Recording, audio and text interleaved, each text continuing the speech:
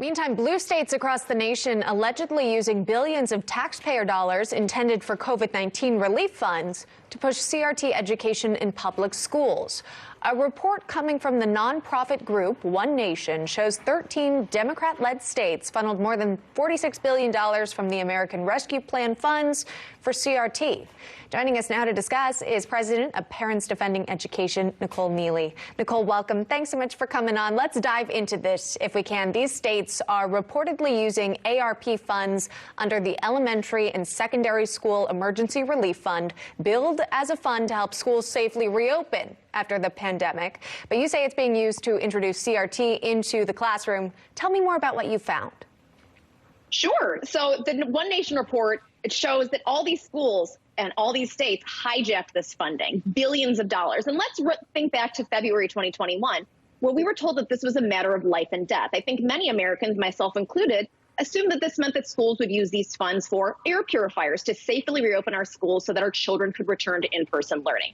Instead, let's then dig into some of the wording that the Department of Education and Secretary Cardona used at the time to address students' social and emotional well-being and address inequities. So this is where we see these funds now being used for social emotional learning, which is a Trojan horse for critical race theory, because this is when we start to introduce concepts like unconscious bias and things like that, culturally responsive teaching in the classrooms. And so it's little wonder, but it is still disappointing because the federal government has printed money that has been hijacked for political ends, not to keep our children safe and not to keep our schools open. I know you're head of a group here speaking on behalf of parents. What have parents told you about sort of the education material that they found in their own kids' classrooms?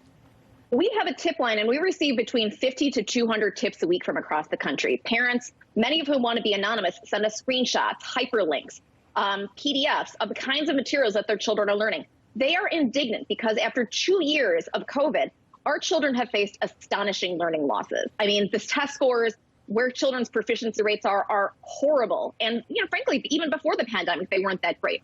But rather than spending the 7 or 8 hours every day in class that our children have, our schools are using 4 or 5 hours a day for programs on social emotional learning, on bullying, on race, on gender, on topics that, frankly, we don't want our children learning. I want my child to read. I want my child to write. I want my child to be able to do math.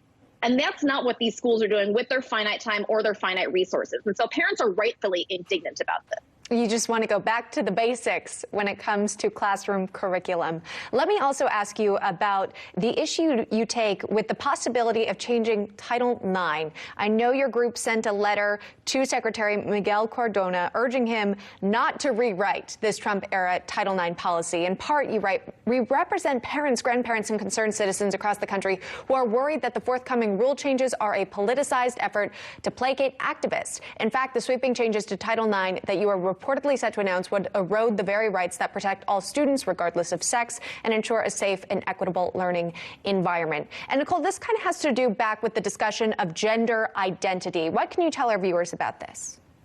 Sure. So we're waiting any day now for the Department of Education to release their proposed rewrite of Title IX, which is supposed to prevent discrimination on the basis of sex. What the Biden administration has signaled they plan to do is to overlay sexual orientation and gender identity into the statute, which is not constitutional. If that's something they want to do, then they should do it through Congress. But by adding gender identity to this rule, it will then prevent schools from exercising discretion over things like locker rooms, over things like bathrooms, over overnight field trips where children want to be spending the night. I think families have a lot of concerns about safety for their children in athletics, about safety in private spaces such as locker rooms, and then also, frankly, for fairness. Let's think about all these female athletes that have sweat and worked for years and years to try and win scholarships and places on the podium, and those are going up to biological males. And so I think a lot of families have deeply held concerns, and frankly, anytime a parent expresses those concerns, they're called a bigot. We're not bigots because we want to keep our daughters safe. And so I think we are very, very concerned about what the Biden administration is going to do, and we are going to fight tooth and nail. All right, and we'll be watching the actions you take. Nicole Neily, thanks so much for coming on today and sharing your thoughts.